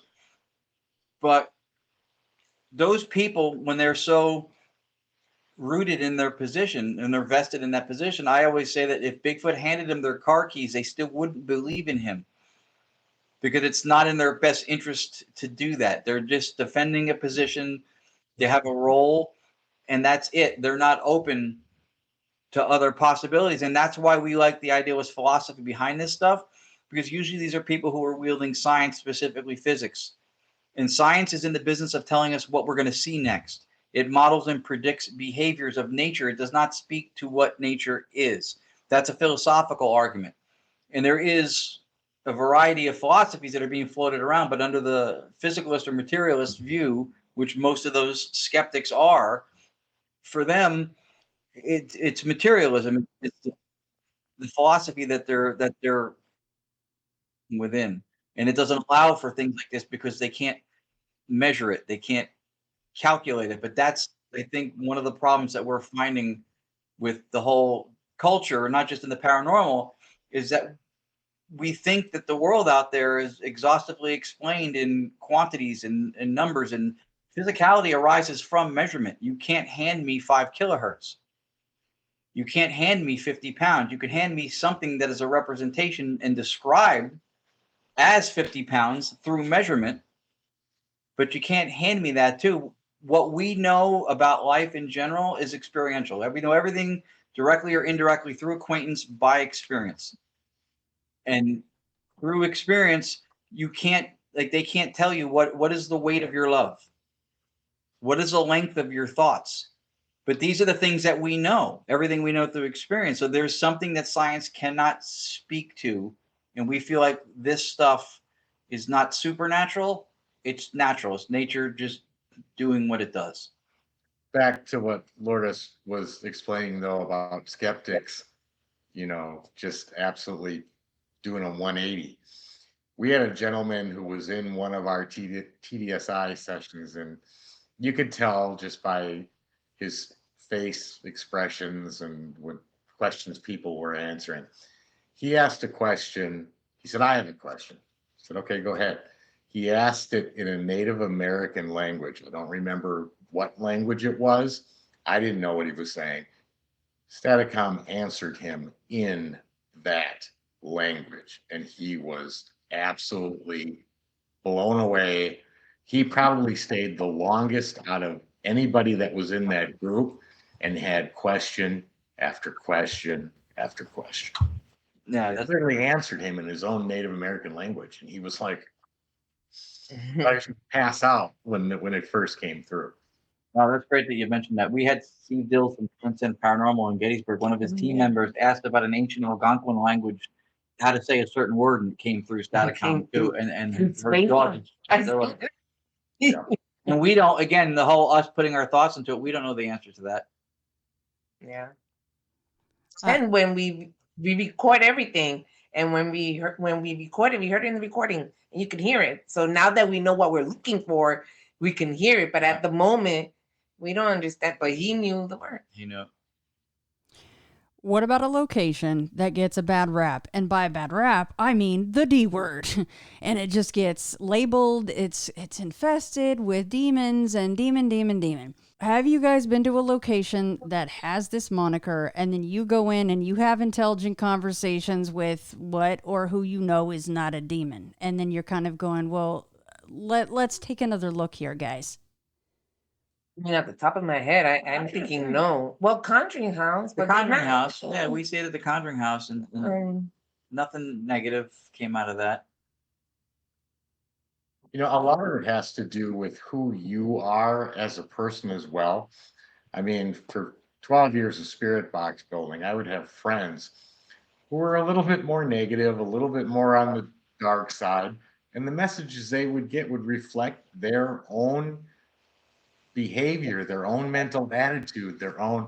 Ron, Lourdes, Cherie, and I don't dwell on that stuff. So I think that alone has a huge impact on what information is transmitted back to you. And if you focus on demons and devils and negativity, you're going to get those messages. If that's not what you're focused on, you're not going to get that information. So the Conjuring House is obviously a very famous place. So what kinds of communication were you guys getting from that place? Wasn't any. We didn't really get anything dark. We got humor. It's a dark humor, honestly. It was dark humor. And they were just answering questions about the house, but we really didn't get anything. Yeah, a lot of times the communication will be, like we said, like it could be loved ones maybe that are with the people who are there, or just it's not always necessarily connected to the location. Yeah, I can't think of any place that we went that had. No, the only thing really, it was like picking on us, like making jokes and things. We were getting, like it did make a joke about someone's pants. So there was timing and relevance because he was wearing so we had that kind of interaction, but it wasn't, and I'm sorry, I interrupted you. No, you didn't. That was fine. It was and Hinsdale House, but oh no, we haven't.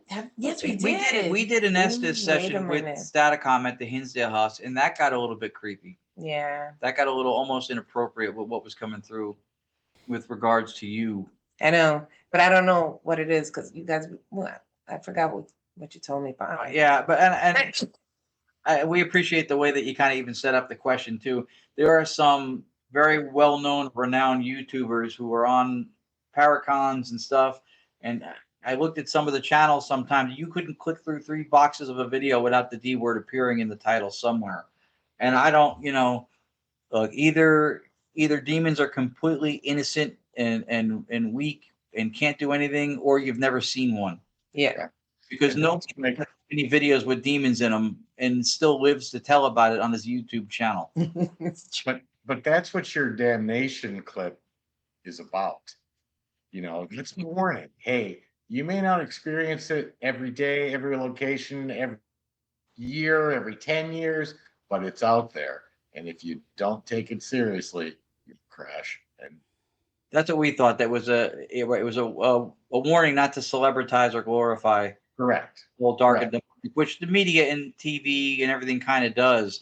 But yeah, there are a couple YouTube people that we don't actually personally know them, but they're at a lot of the Paracons, and I went looking through the thing, and you couldn't go through the little boxes, roll across YouTube. About it.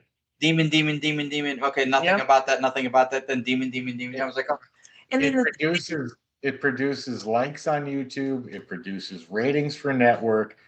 And unfortunately, most networks and YouTubers don't care about anything but those things. No network's looking to explain paranormal activity. They're not looking for ratings, plain and simple. And that's self. People love it. That's another thing. People love it, and maybe that's necessarily not a good thing. They eat that stuff. Yeah. Using the Conjuring House again for this question. So most people know the story of the Conjuring House, and we don't need to rehash that. But do you guys think it's possible that, considering the fact that essentially the Conjuring House now it's a revolving door for people looking to communicate and investigate, and there's always this buzz and activity with those of us still living and breathing being there and adding that energy to this place. Do you think that in places just like that, that the original haunts, whoever they were, are not even there anymore, that it's just such a hubbub of activity with us trying to communicate with whatever's out there, that in turn it's also a revolving door for the other side to come through, and some of the original perpetrators, I don't know what else to call them, of the activity are not even there anymore? So it's like kind of when we were talking about Staticom, and we get, that they come in waves, right? The good and the, maybe it's the same as far as that. It's there for a little bit, and people start coming in, adding more energy, and it kind of just. Yeah, I think that a lot of what that family experienced there was centered around them for whatever reason. At the time it happened, perhaps also has something to do with it. We've investigated one time Eastern State Penitentiary in Pennsylvania. For us, probably one of the most strikeout locations where nothing. This is pre-Staticom that we've ever had. People have great evidence clips, and they have a lot of stuff that they've gotten from that location. So, to go back to what we had said before with the intent and then the people involved in the equation, there's your argument for that having some kind of a relevance to the whole protocol and what's happening. I don't think that people are going to go back to the Conjuring house and experience exactly what the movie, or even what the real story of the movie's based on, did. It's not going to rehash and reoccur the same way. It's going to be different. I think that time has passed. Well, I can tell you that the real story is 10 times scarier than what the movie put out. And being personal friends with Andrea Perrin, I used to produce her A World Awakening show. She told me they had to rewrite it 7 times before they felt people wouldn't walk out of the theater in the middle. Wow. But one of the other things Andrea told me is it wasn't just paranormal. Like Skinwalker Ranch, they experienced both paranormal and extraterrestrial simultaneously. Second or third night, they were at the house that they saw craft over the house. So can that activity cycle through certain times of the month or the year? I'm sure it can.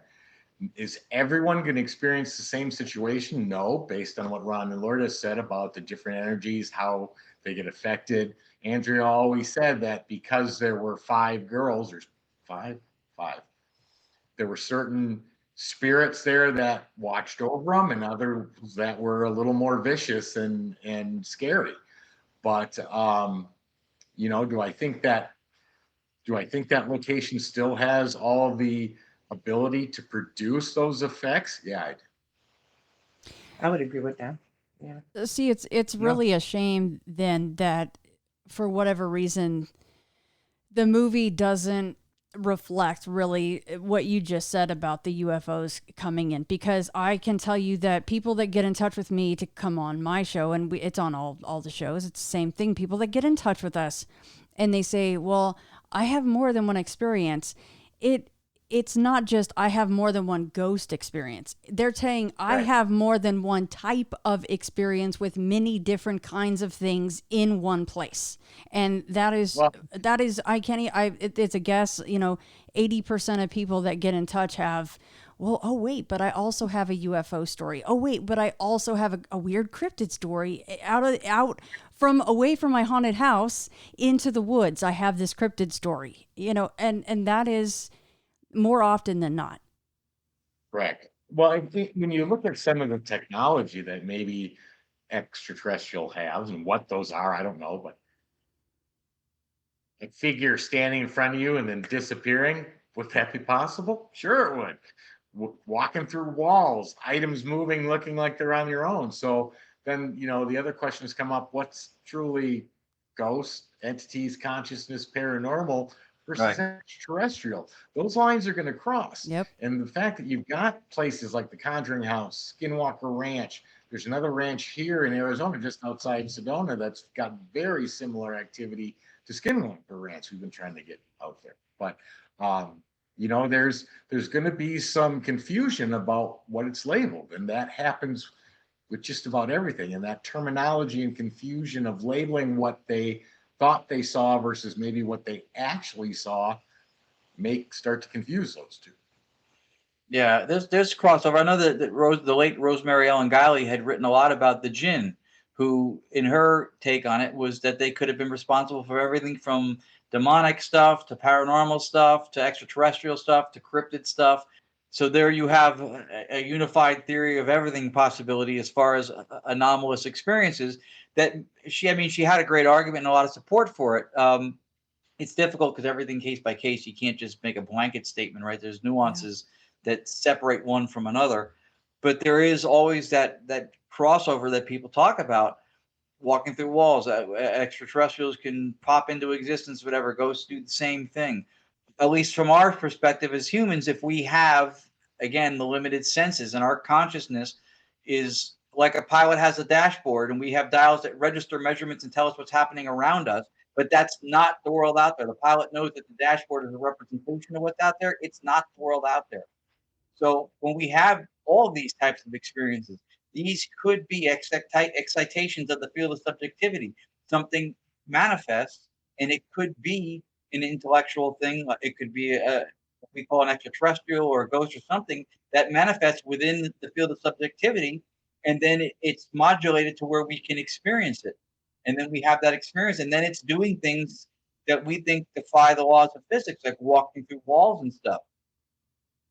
But if those walls in that house is not an actual physical thing with standalone existence, because everything is consciousness, then that is a representation of what is out there. It is a representation of a house. It's not an actual solid house. Then you have mental processes mixing with mental processes, and it makes complete sense that the manifestation of something could walk through a wall, because neither one of those things is actually a physically solid thing. They're both representations of something out there as we can perceive it through our limited senses, if that makes sense. It's an interpretation of the experience and maybe the commonalities between them. Again, I don't know, but that's just a guess from the work that we're doing that I think makes sense. Absolutely. Well, yeah, let's run through some of these last clips here, Ron, if you don't mind setting us up. Let's go with Energy of Your Mind next. What's the setup for this one? That setup is from, I'll give you the pre-setup, and then Tony will give you the setup. It happened at the Rathman house. That's all I got. Go. All right.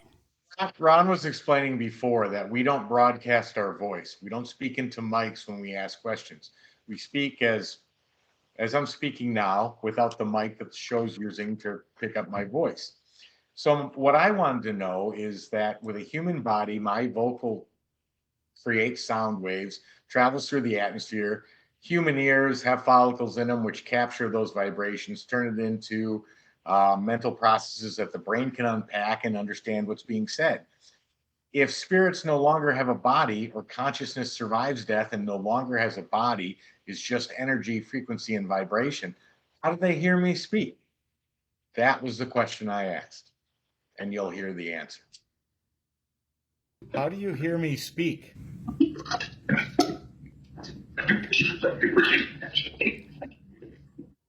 All right, I'm playing that again. That one is very clear, very cool. How do you hear me speak?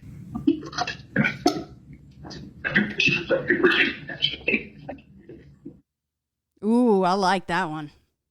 It's one of my favorites. Yeah. Oh. Yeah, Tony sent me. It was like, holy crap. But when you think back to people who do EVP sessions, and you get the answer before you even finish saying the questions, they're not getting it from my vocal sound waves. They're getting it from the energy of the mind, which relates right back to our consciousness, to the universal consciousness, and everything we were talking about, how that information we put out there, and then they just send it.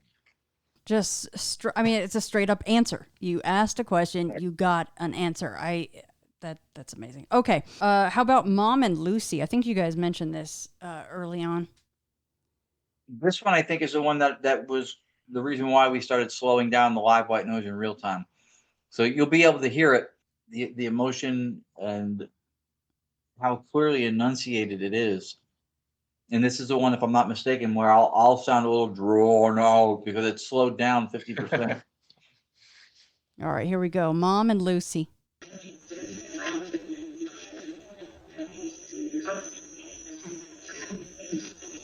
You know who I am?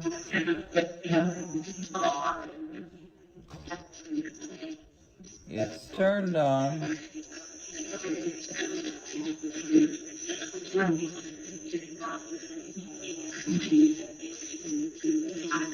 Is my mother gonna be here tonight?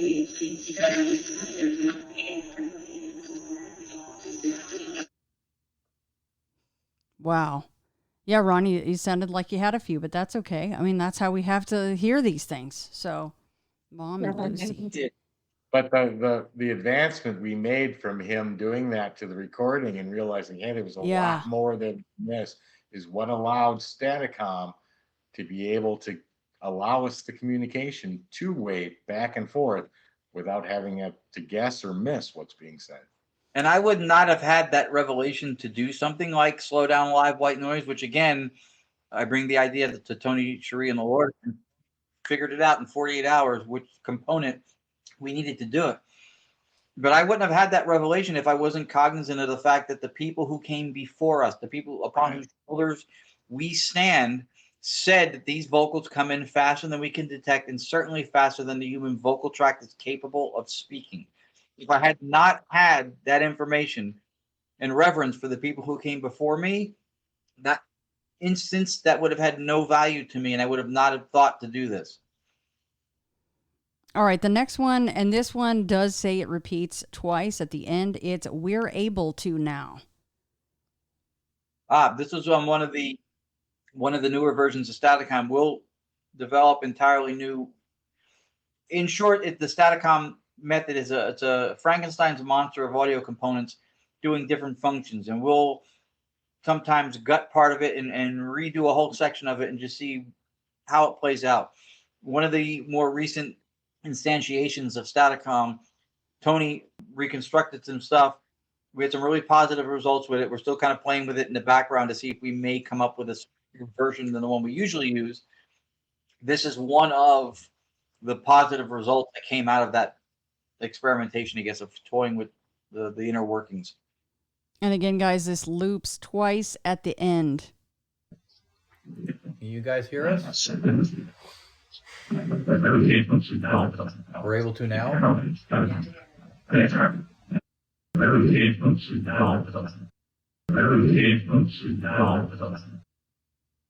Wow, that one is also extremely clear.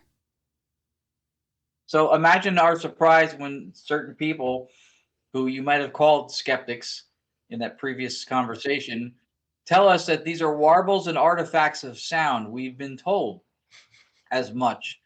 And there's no way. I understand the reality of pareidolia and hearing things you want to hear or trying to put things together in complete, sentences or whatever, and a human need to do that. I get all that.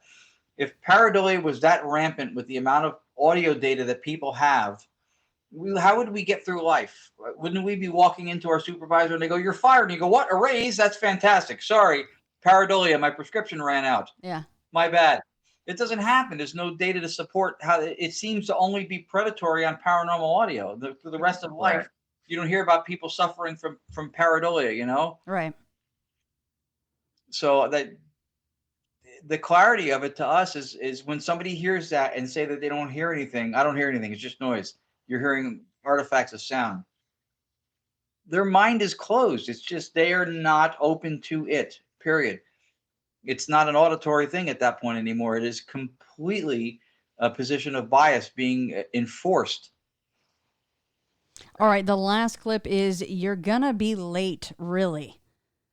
Something you have to go somewhere for Antonio or something. Oh, maybe. I realized I sent that one in. I forgot what I sent. All right, let me play this one here. Go ahead.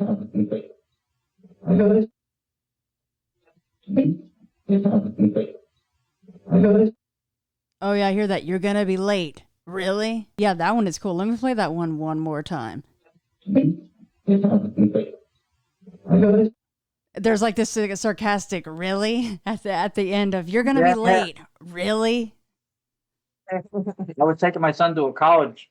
That's he was accepted to assess the campus and whatever, and I was running it before I had to leave. I'm like, all right, I can only run this for a few minutes. So again, this is interactive. I said, I'm only going to run it for a few minutes, and I got to go. And I explained what I was going to do. And it was getting close to the time I had to shut down, and the voice goes, "You're gonna be late."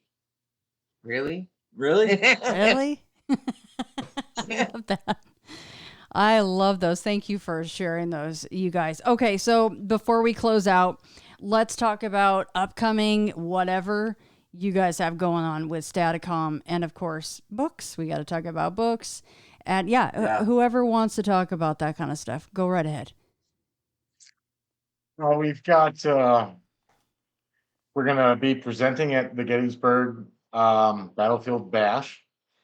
And then the following month, we're going to be returning to do a academic symposium on the paranormal, which will be again explaining Staticom, giving a presentation on it, which is then followed up by a academic paper that they'll put out based on the Staticom project. I know Ron and Lourdes, I'll let them speak to it. You've got a bunch of other Paracons coming up here really recent. Yeah.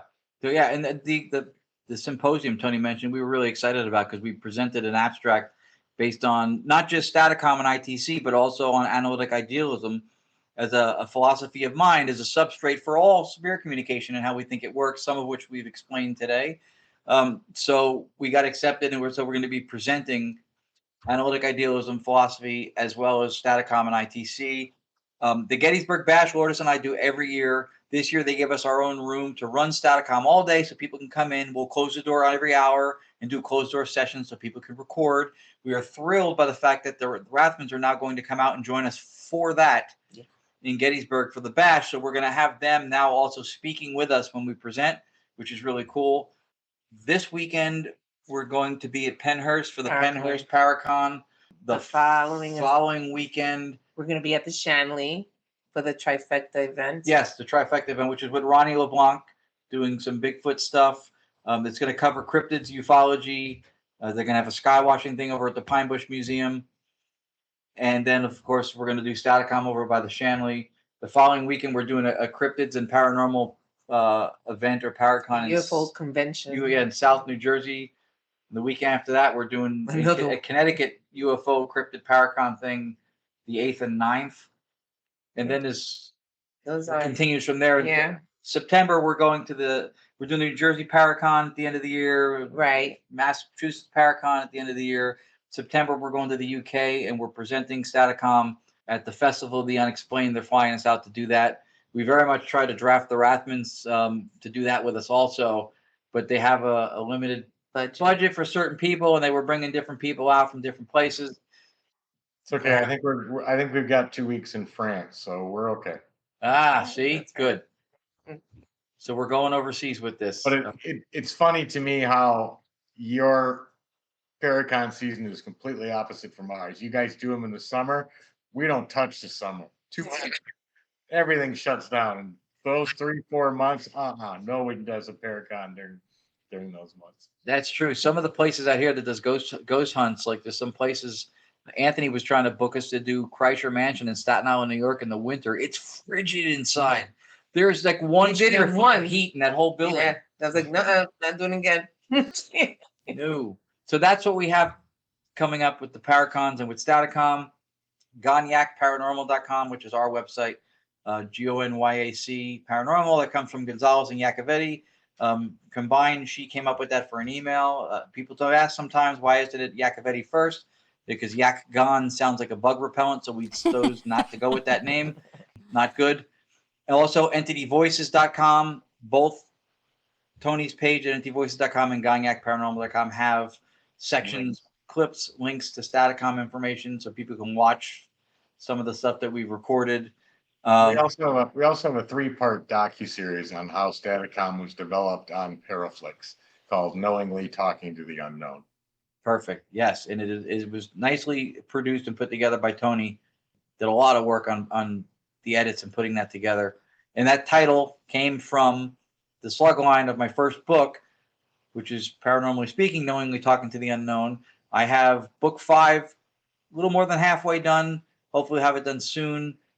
With Beyond the Fray Publishing, who I'm very happy with, who's done a fantastic job. Everything from the cover art to the layout of the books. So I have those 4 books that are all available on Amazon.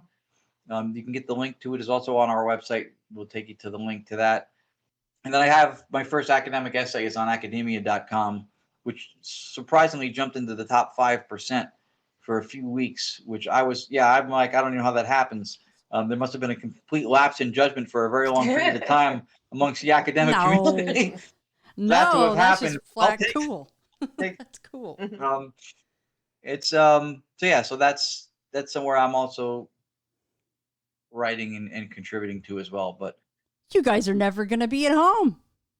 You know, I mean, look at this. This is great. We hardly are, exactly. We hardly are now. We may switch places, right? Yeah. In the summer we're busy, and then it switches. Yeah. So you have to shutter the windows. The highlights of all that for us coming up. The highlights of all that is that in July and in August we're going to get to have the entire Staticom team together, presenting, demonstrating, and running it. Pretty cool. And that's of all the things, like that's what we're looking forward to the most. Yeah. That's going to be awesome. Well, I can't thank you guys enough for coming on. This is long overdue, and I have enjoyed it. And I really, truly hope that you guys will come back. I mean, maybe we can make this kind of a regular what's been going on with Staticom update shows, you know, because you guys are obviously, you're moving forward with this, and it's incredible work as demonstrated with some of the clips. And that's only a tiny, tiny drop in the bucket. So please, guys, head to, and if you haven't, you know, been like me and furiously writing down where you can find all this stuff, simply go to the website, intothefrayradio.com, and I will link everything that they have mentioned. But thank you guys so much for joining me. Thank you for sharing your time and your audience with us. This has been fantastic, and we were looking forward to this.